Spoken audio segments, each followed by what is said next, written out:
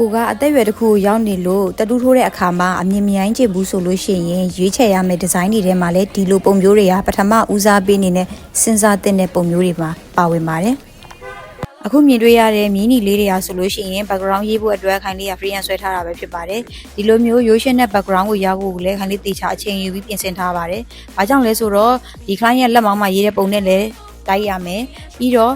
ဒီ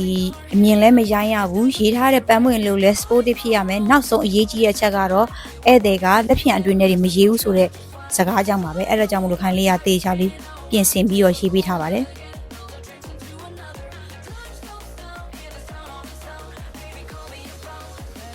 Take her souls to burn.